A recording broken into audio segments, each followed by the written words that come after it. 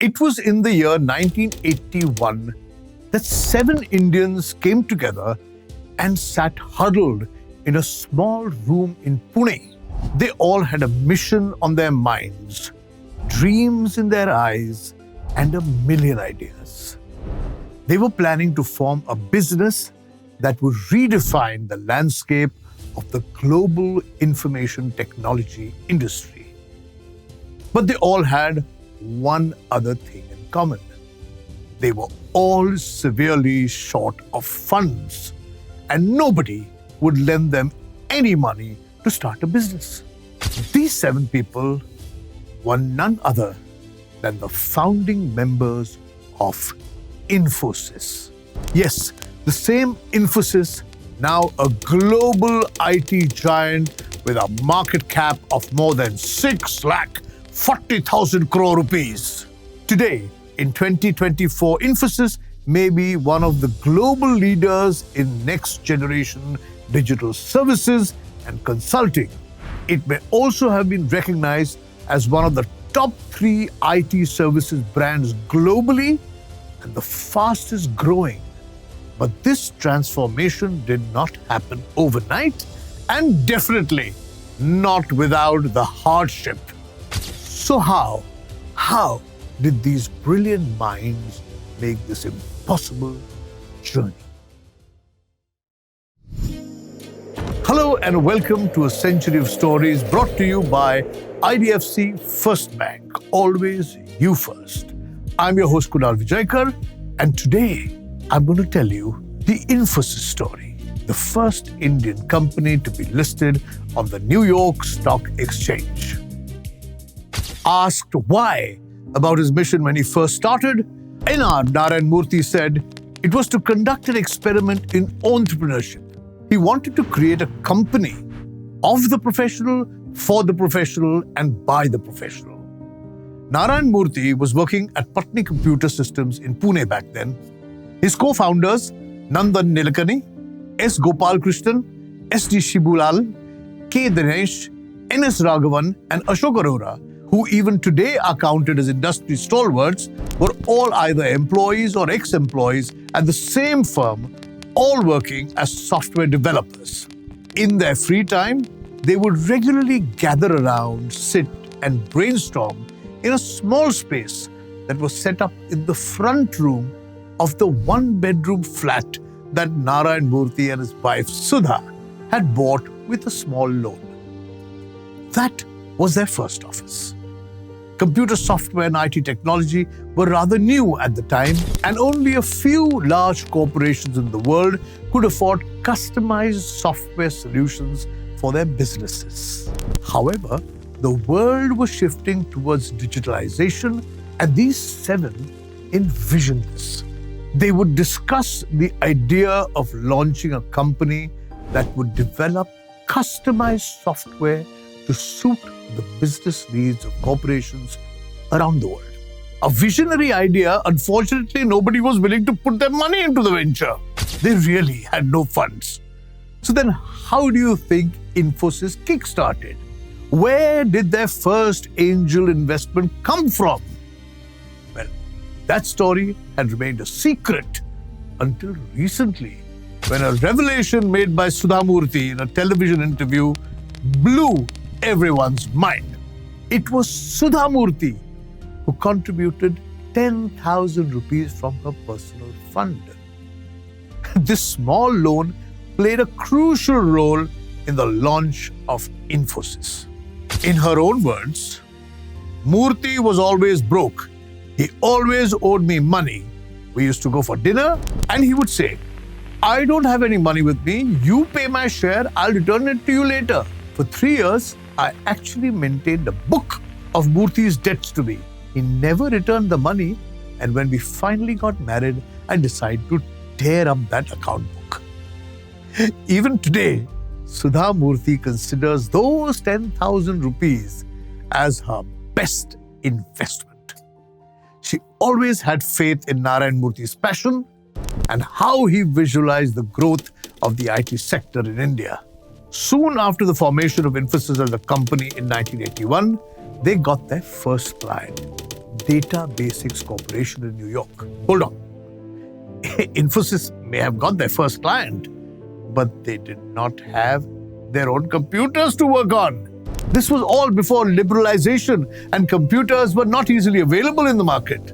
Even to import one computer would cost them 2-3 years, going through all the red tape.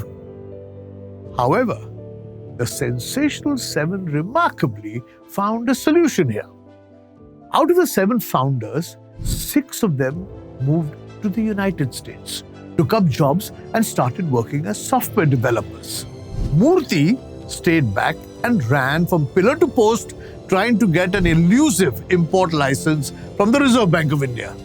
It took almost 2 years, but a Data General 32-bit MV8000 configuration computer was acquired, and in 1983, they relocated from Pune to Bangalore.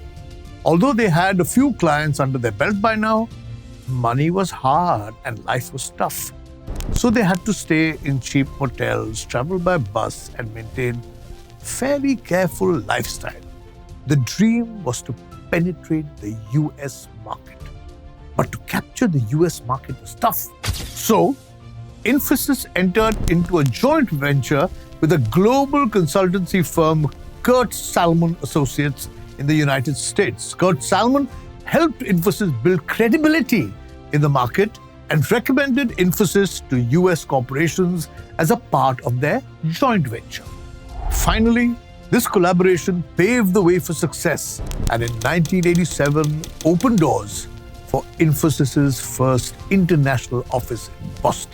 As you all know, life has its ups and downs. So did Infosys.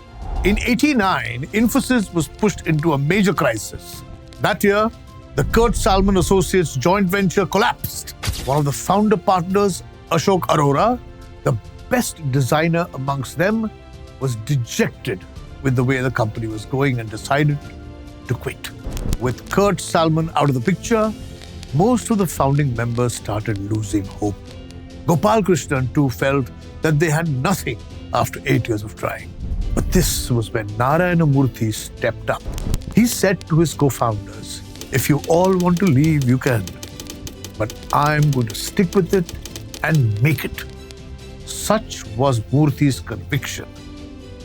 His other partners, Nilekani, Gopal Krishnan, Shibulal, Dinesh and Raghavan, decided to stay on, together sowing the seeds of Infosys' enormous growth.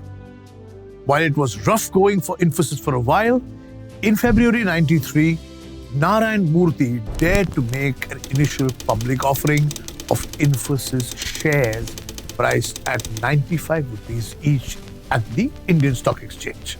IPO was undersubscribed, almost bombing at Dalal Street, but it was stabilized and spurred on by a bailout from US investment bank Morgan Stanley, who bought 13% of the company's shares. Infosys made a listing debut at a premium price of rupees 145 per share in June '93 and has since never looked back. The company went on to open international offices in the UK, Canada, and many more countries in the subsequent years, providing software solutions globally. In 1999, Infosys reached new milestones. Not only did it touch revenues of $100 million, but it also got listed on NASDAQ. Infosys shares were listed as ADRs, or American Depository Receipts, a form of equity security that simplify foreign investing for American investors. Which means that Infosys would be rubbing shoulders with global tech giants such as Apple, Intel, Microsoft, and Oracle.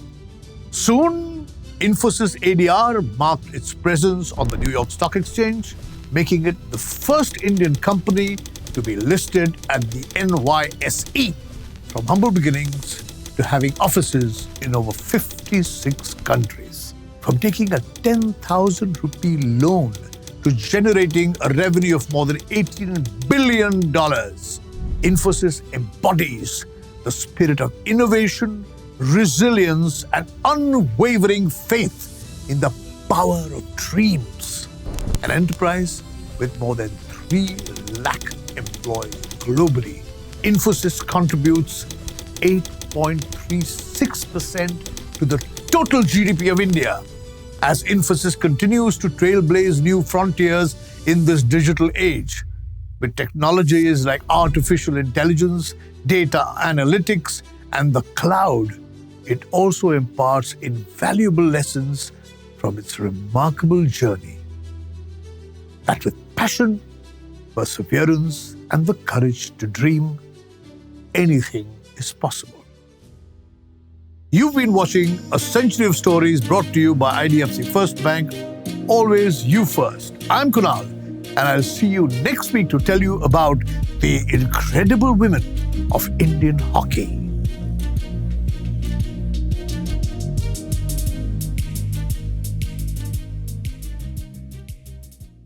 IVM